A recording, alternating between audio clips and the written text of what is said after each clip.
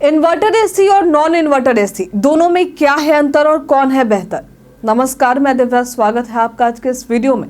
गर्मियों का मौसम आते ही तापमान में तेजी से वृद्धि होती है और इसके साथ ही तेज धूप और उमस से राहत पाने के लिए हम इसके उपाय ढूंढने लगते हैं। पिछले साल की तरह इस साल भी मौसम में गर्मी के स्तर में इजाफा होने की संभावना है। ऐसे में चिलचिलाती गर्मी से राहत पाने के लिए एसी सबसे बढ़िया विकल्प लगता है। यही वजह है कि गर्मी के मौसम में एसी की मांग में काफ़ी वृद्धि हो जाती है। एसी का इस्तेमाल सिर्फ घरों तक ही सीमित नहीं है, बल्कि ऑफिसों, मॉल्स, होटल्स और गाड़ियों में भी होता है। ये हमारी रोज़मर्रा की ज़िंदगी का महत्वपूर्ण हिस्सा बन चुका है। ऐसे में यदि इस गर्मी में आप एसी खरीदने की सोच रहे हैं तो आपको इन्वर्टर और नॉन इन्वर्टर एसी के बीच अंतर का समझना बहुत ज़रूरी है। तो आइए जानते हैं इन दोनों के बीच में क्या फ़र्क है। तो सबसे पहले बात करते हैं इन्वर्टर एसी।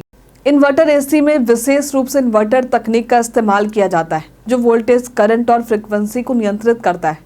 इस तकनीक के चलते कंप्रेसर की स्पीड को ज़रूरत के अनुसार बढ़ाया या घटाया जा सकता है।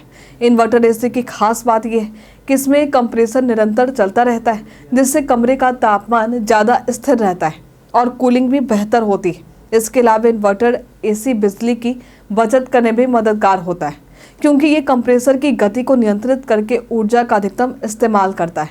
नतीजतन बिजली के बिल में भी कमी आती है। हालांकि इन्वर्टर एसी की कीमत नॉन इन्वर्टर एसी से ज़्यादा है, लेकिन इसका जीवन काल भी लंबा होता है। इस प्रकार अगर आपका बजट थोड़ा ज़्यादा है और आप लंबे समय तक बेहतर सुविधा चाहते हैं तो इन्वर्टर एसी एक बेहतरीन विकल्प हो सकता है।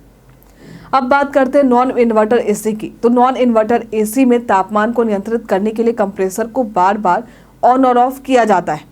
इसका मतलब है कि कमरे का तापमान कुछ हद तक अस्थिर हो सकता है, क्योंकि कंप्रेसर को लगातार चालू और बंद किया जाता है। ये सिस्टम बिजली की ज़्यादा खपत करता है, क्योंकि कंप्रेसर को बार बार चालू करने से ज़्यादा बिजली लगती है। नॉन इन्वर्टर एसी के इस्तेमाल से बिजली बिल भी ज़्यादा आता है, जो इसकी एक बड़ी कमी है। इसके अलावा इसका जीवन काल भी इन्वर्टर एसी के मुकाबले कम होता है। हालांकि नॉन इन्वर्टर एसी की कीमत इन्वर्टर एसी से कम होती है, जिससे ये किफ़ायती विकल्प हो सकता है, खासकर उन लोगों के लिए जिनका बजट सीमित है और वे एक साधारण एसी की तलाश में है।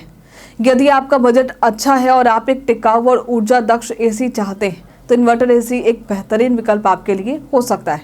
वहीं यदि आपका बजट सीमित है और आप एक किफ़ायती एसी चाहते हैं तो नॉन इन्वर्टर एसी भी अच्छा विकल्प हो सकता है।